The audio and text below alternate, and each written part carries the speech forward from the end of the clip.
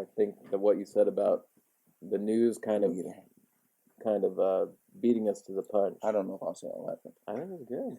I think it's controversial in a good way. You want to get controversial? Let's do it. Not like I'll say some stuff. No. Okay. All right. Are we going? Yeah. Are you gonna do the intro? Yeah.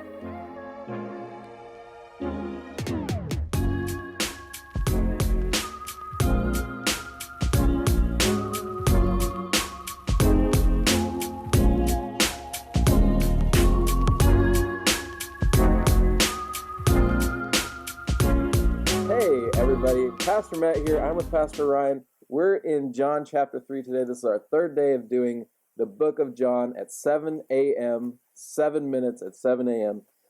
Just about every pastor, just about every church that goes over John 3 is going to get stuck on John 3:16. For God so loved the world that he gave his only begotten Son, that whosoever should believe in him should not perish, but have everlasting life. And I'm going to say that again.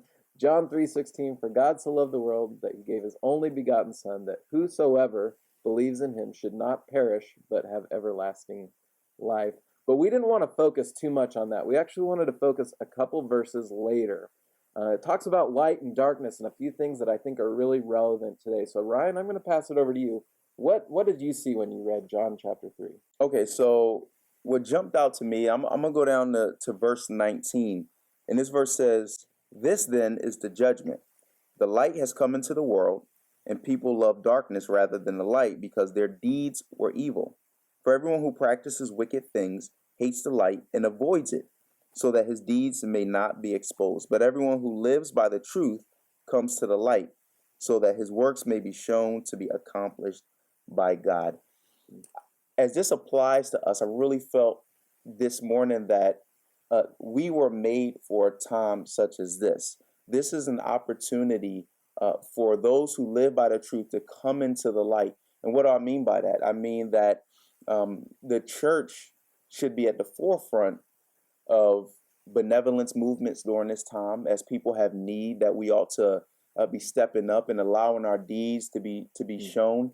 Not for self-glorification. It's not about us. It's not about our church, Capital Baptist. It's about what Jesus says here, to be shown, to be accomplished by God. God is real. He lives in us. He lives through his people.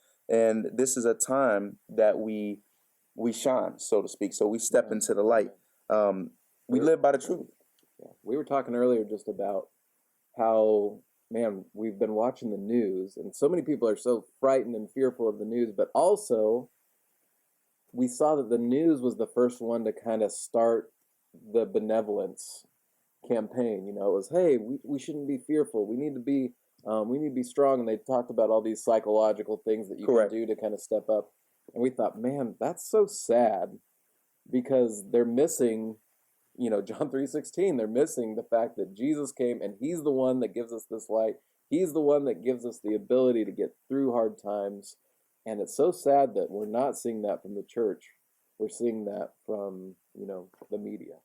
Verse 21 says, "But anyone who lives by the truth comes into the light."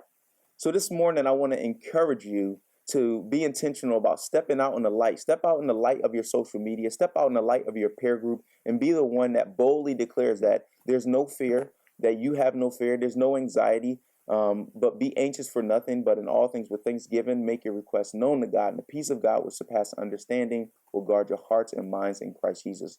Step out in the light. Be willing to live in front of others. Let your deeds be seen so that it will be shown to be accomplished by God.